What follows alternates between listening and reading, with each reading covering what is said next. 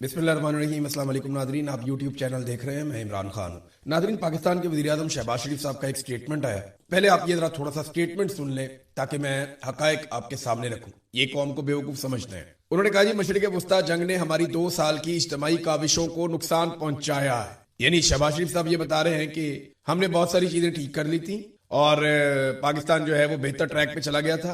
हमारी जो 2 साल की कोशिशें थी मुश्तरका, जब वो मुश्तरका कहते हैं तो वो फील्ड मार्शल को अपने साथ शामिल करते हैं कि हमने जो कुछ भी किया उसको नुकसान पहुंचा। तो रिकॉर्ड जरा थोड़ा सीधा कर लें। एक तो ये है कि ऐसा बयान ना बांग्लादेश ने दिया, ना इंडिया ने दिया, ना श्रीलंका ने दिया, ना अफगानिस्तान ने दिया। खित्ते में किसी मुल्क ने यह नहीं कहा कि इस जंग ने हमें नुकसान पहुंचाया। हालांकि इन तमाम ममालिक ने अपने लोगों को जंग के दौरान रिलीफ दिया, यानी अपनी टैक्सेस को कम किया ताकि लोगों के ऊपर बोझ कम से कम पड़े, जबकि पाकिस्तान ने इसका उलट किया। ये जंग शुरू होने से पहले ये इस तरह बात कर रहे हैं जैसे पाकिस्तान में दूध और शहद की नहरें बह रही थी और उन्होंने हालात को बहुत बेहतर कर दिया था। कुछ चीजें रिकॉर्ड के ऊपर सीधी कर लेते हैं क्योंकि आने वाले दिनों में इन्होंने सारा कुछ जंग पे डाल देना है। जब ये जबरदस्ती रिजीम चेंज ऑपरेशन करके इक्तदार में आए थे तो ये हर चीज इमरान खान पे डाल रहे थे। हालांकि आदादो शुमार ये बता रहे थे कि इमरान खान के दौर में हालात बहुत बेहतर थे। आज इनके अपने साथी, चाहे वो मिफ्ता इस्माइल हैं, चाहे वो मोहम्मद जुबैर हैं, चाहे वो शाहिद खाकान अब्बासी हैं, वो गवाही देते हैं कि इमरान खान के दौर में हालात बहुत बेहतर थे। असल तबाही इन्होंने आने के बाद फेरी है। ये पहले इमरान खान पे डालते रहे, बाद में इनको 9 मई मिल गया। फिर इन्होंने अपनी हर परेशानी, अपनी हर बुराई, अपनी हर नाराजगी और नकम्मापन 9 मई के पीछे छुपाना शुरू कर दिया। ये जो बुरा करते थे, जो तबाही फेरते थे, 9 मई के पीछे जाकर छुप जाते थे। और अब इन्हें छुपने के लिए खित्ते के अंदर एक छोटी सी जंग मिल गई है। छोटी जंग इसलिए कह रहा हूं कि ये ईरान और अमेरिका के बीच में ना, हमारा तो लेना देना ही कोई नहीं है इसमें। अब ये हर चीज, हर तबाही को उसके पीछे छुपा रहे हैं, ऐसे जैसे बहुत बड़ा माशी नुकसान हो गया हो। दुनिया में किसी भी मुल्क ने इस जंग से इतना मुनाफा नहीं कमाया जितना पाकिस्तान की हुकूमत ने कमाया। दुनिया भर के ममालिक ने अपने लोगों को सब्सिडीज दी हैं, दुनिया भर के ममालिक ने अपने टैक्सेस को कम किया है, दुनिया भर के ममालिक ने अपने कौमी खजाने में बोझ डाला और लोगों को रिलीफ दिया है। जबकि पाकिस्तान इस जंग के दौरान दुनिया का वो वाहिद मुल्क है जिसने लोगों की जेबें काटी हैं। सबसे ज्यादा पेट्रोलियम मसनूआत की कीमतें हमने बढ़ाई, सबसे ज्यादा टैक्सेस हमने लगाए, बिजली और गैस की कीमतें हमने बढ़ाई। तो पाकिस्तान ने जो कुछ इस जंग के नाम पे किया और इस जंग के बहाने जो कुछ पाकिस्तान अवाम के साथ किया, उसकी मिसाल पूरी दुनिया में किसी मुल्क में नहीं मिलती। तो इन्होंने तो जंग से मुनाफा कमाया। ये कैसे कह सकते हैं कि जंग ने तबाही फेर दी मईशत की? तो ये एक नया इनको हथियार मिल गया है। एक तरफ इन्होंने जेबें भरी, अवाम की जेबें काटी, और दूसरी तरफ अवाम पे ही एहसान चढ़ा रहे हैं कि हम पता नहीं क्या करने वाले थे। जंग से पहले हालात क्या थे जरा ये देख लें आप। जो गुर्बत और बेरोजगारी है उसके रिकॉर्ड जंग शुरू होने से पहले टूट चुके थे। महंगाई अपने उरूज पर थी, मईशत जंग शुरू होने से पहले ही तबाह हो चुकी थी। पेट्रोल, गैस और बिजली की कीमतें कई गुना बढ़ चुकी थी जंग शुरू होने से पहले, और जंग शुरू होने के बाद तो इन्होंने बिल्कुल ही तबाही फेर दी। सरमायाकारी 50 साल की कम तरीन सतह पर जंग शुरू होने से पहले ही आ चुकी थी। तरक्याती प्रोग्राम और जितने भी बड़े बड़े मंसूबे हैं पाकिस्तान में, वो जंग शुरू होने से पहले ही इन्होंने बंद कर दिए हुए थे। एक्सपोर्ट्स लगातार गिर रही थी और मालियाती खसारा पाकिस्तान का बढ़ रहा था। ये जंग शुरू होने से पहले की मैं आपको बातें बता रहा हूं। तो जो इन्होंने पाकिस्तानियों के साथ किया वो ऐसा ये अब फील करवा रहे हैं जैसे 2 महीने पहले पाकिस्तान बिल्कुल ठीक था और ये जंग की वजह से पता नहीं कितनी तबाही होगी। हालांकि जंग की वजह से इन्होंने पैसा इकट्ठा किया है, इन्होंने अवाम का खून निचोड़ा जंग की वजह से, और जंग के बहाने इन्होंने लोगों की जेबों से वो माल निकलवाया जो नॉर्मल हालात में ये निकलवाते तो लोग इनके गले पड़ जाते। इन्होंने जंग को भी अपने लिए कमाई का एक जरिया बनाया। अपोजिशन ने इसके ऊपर एक पोजीशन ली है। पहली मर्तबा अपोजिशन जो है वो अपोजिशन वाला काम करने जा रही है। थोड़ा सा उन्हें अप्रिशिएट करना चाहिए। मोहम्मद जुबैर और बाकी अपोजिशन के लोग सब बैठे थे तो इन्होंने कहा कि मौजूदा हुकूमत को 4 साल मुकम्मल हो गए और ये बहुत लंबा अरसा होता है। अली परवेज मलिक बार बार आते हैं और 70 साल की बात करते हैं कि जनाब फलानी नाकामी हो गई, फलानी नाकामी हो गई। ये अब नाकामियों का एतराफ करना शुरू हो गए हैं। इस हवाले से अपोजिशन एक व्हाइट पेपर जारी करने जा रही है जिसमें यह बताया जाएगा कि 10 शोबों में किस तरीके से तबाही आई पाकिस्तान में। इसमें एनर्जी का शोबा भी होगा, मईशत का होगा, रेमिटेंसेस का होगा, एक्सपोर्ट्स का होगा, जो जो शोबे हैं, किसानों का एक पूरा शोबा है, ज़राअत का, वो है, उस पर बात करेंगे। इंडस्ट्री कैसे पाकिस्तान में तबाह हुई, इस पे बात करेंगे। फिर इस पे भी बात की जाएगी कि कैसे मल्टीनेशनल कंपनियां पाकिस्तान को छोड़ छोड़कर चली गई।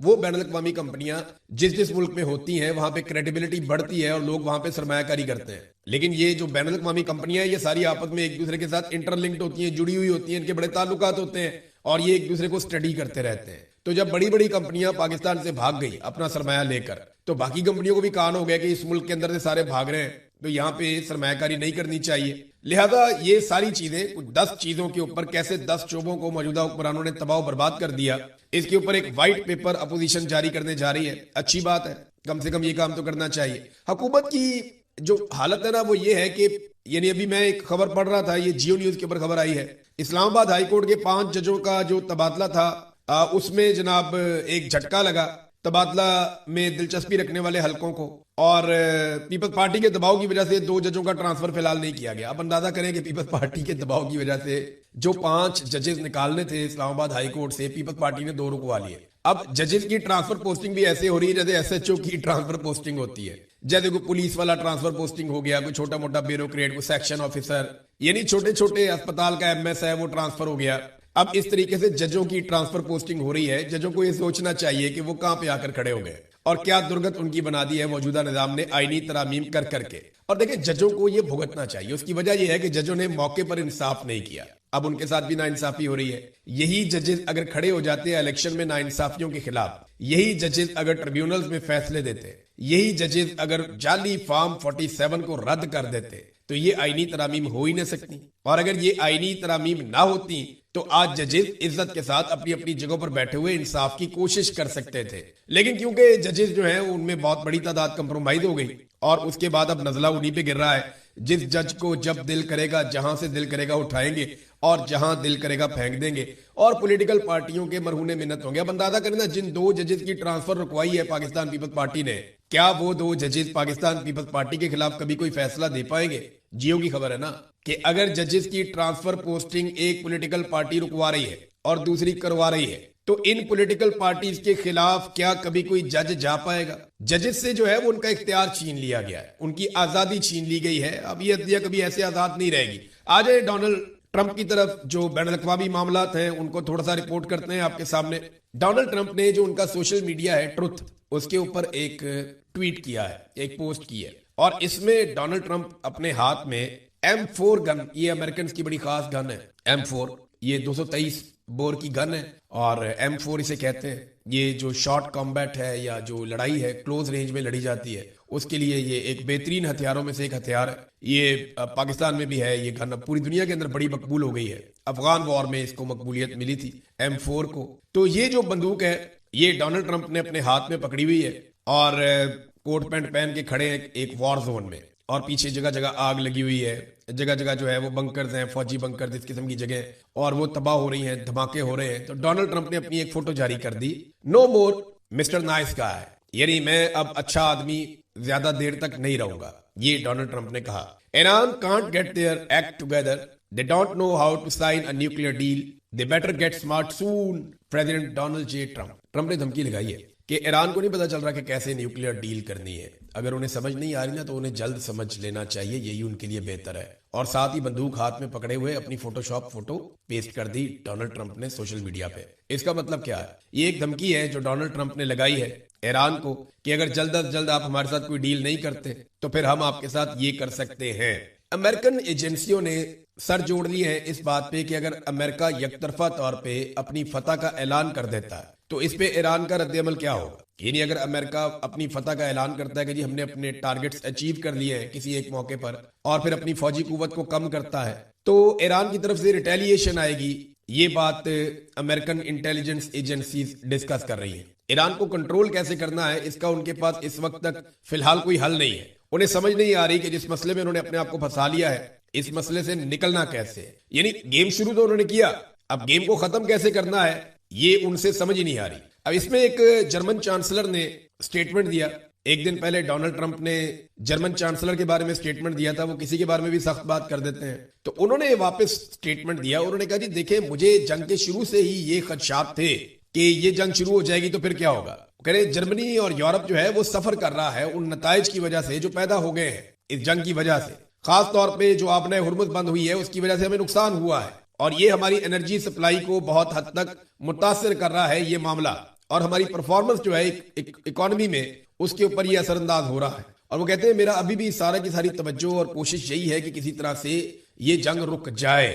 लेकिन अगर ये जंग रुक जाए तो इसमें जो सबसे बड़ा मामला है वो तो आपने हुर्मुज़ का है। अमेरिका के एक प्रोफेसर हैं और ये अमेरिका और इसराइल के हवाले से खारजी मामलात में, स्ट्रेटेजिक मामलात में इनकी एक्सपर्टीज है। इनका नाम है प्रोफेसर जॉन मेयर शामर। इन्होंने एक बयान दिया है टीवी के ऊपर, और इनका स्टेटमेंट जो है वो बहुत वायरल हो गया पूरे अमेरिका में और दुनिया भर में। इन्होंने बड़े वसूख के साथ एक बात कही कि ईरान अब कभी आबना हुर्मुज का कंट्रोल नहीं छोड़ेगा। ईरानी पागल होंगे अगर इस कंट्रोल को छोड़ देंगे, क्योंकि वो फाते हैं और ये आबी गुजरगाह उन्हें स्ट्रेटेजिक एडवांटेज देती है। दूसरी बात, मार्को रूबियो और जेडी वेंस दोनों ईरान के साथ मुज़ाकराती अमल में शरीक नहीं होना चाहते। वजह यह है कि 2028 में ये लोग सदारती इलेक्शन भी लड़ना चाहते हैं, लेकिन इस जंग का फाते ईरान है। यानी जेडी वेंस भी चाहते हैं कि सदारती इलेक्शन लड़े, मार्को रूबियो भी चाहते हैं सदारती इलेक्शन लड़े।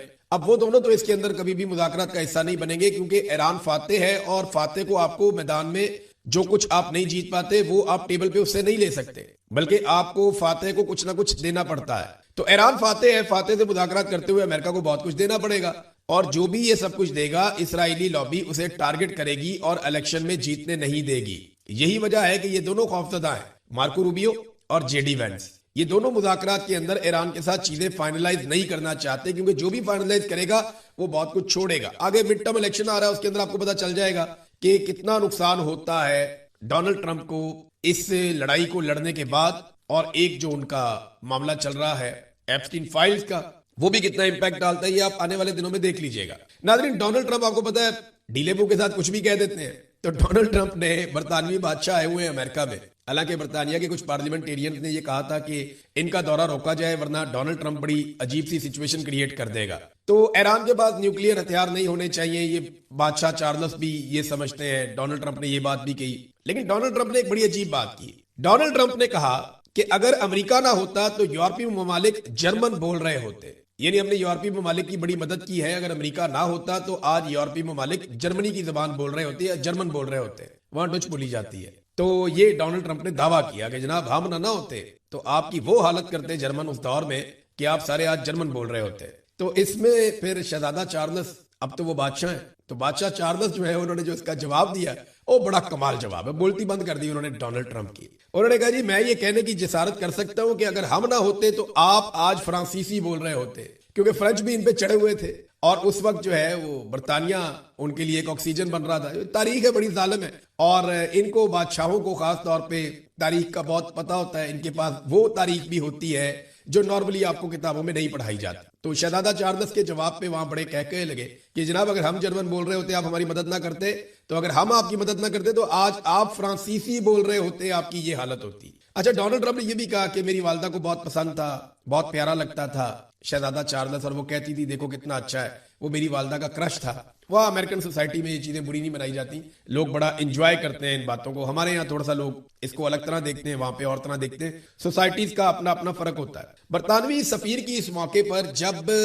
बरतानिया के बादशाह मौजूद हैं अमेरिका में, तो बरतानवी सफीर की एक ऑडियो लीक हो गई। ये बड़ी इंटरेस्टिंग ऑडियो है। उसमें ये कहते हैं कि अमेरिका का खसूसी ताल्लुक बरतानिया के साथ नहीं है। हाँ, ये जरूर है कि हमारे अमेरिका के साथ ताल्लुक आता है, लेकिन खास ताल्लुक हमारा बरतानिया और अमेरिका का नहीं है। अमेरिका का खास ताल्लुक सिर्फ इसराइल के साथ है, ये बरतानवी सफीर ने कहा है। बरतानवी अखबार फाइनेंशियल टाइम्स की रिपोर्ट के मुताबिक लीक होने वाली ऑडियो में बरतानवी सफीर ने कहा कि अमेरिका और बरतानिया के, और ये अमेरिका में बरतानवी सफीर है, अमेरिका में जो बरतानवी सफीर है सर क्रिश्चियन टर्नर, इन्होंने ये स्टेटमेंट दिया और टेलीफोन के ऊपर इनकी ऑडियो कॉल लीक हो गई। और इस मौके पर लीक हुई जब बादशाह मौजूद है अमेरिका में।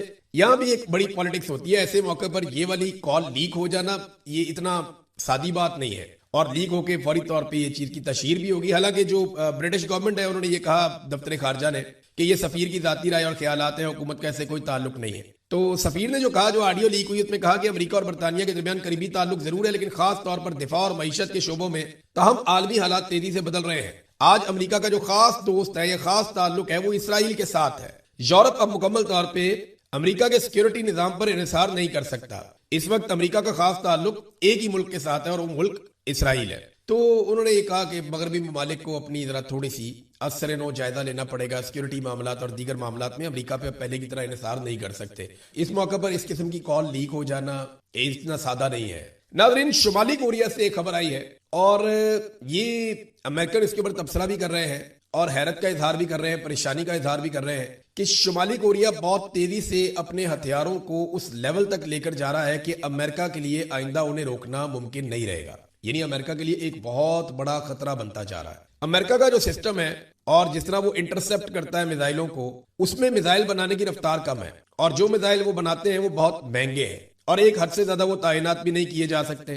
तो नॉर्थ कोरिया जो है वो सालाना 12 से 15 वॉरहेड्स बना रहा है, जो बहुत बड़ी तादाद है। एक वॉरहेड को या एक बड़े मिसाइल को, जो बैलिस्टिक मिसाइल आता है, उसको रोकने के लिए दो दो तीन तीन इंटरसेप्टर्स भी बाज़-औक़ात लगते हैं। तो शुमाली कोरिया इस तादाद को इतनी तेजी से बढ़ा रहा है कि अमेरिका के लिए फ्यूचर में इन्हें रोकना मुमकिन शायद नहीं होगा। अच्छा, उसमें ये बताते हैं कि नई टेक्नोलॉजी आ रही है शुमाली कोरिया के पास, जिसमें वो सॉलिड फ्यूल मिसाइल बना रहा है और इसके अलावा बहुत सारे डिकॉय मिसाइल बना रहा है। यानी ऐसे मिसाइल जिनके अंदर कोई बारूद नहीं होता, वो बहुत सस्ते बनते हैं और बड़ी तादाद में वो भी लॉन्च कर दिए जाते हैं।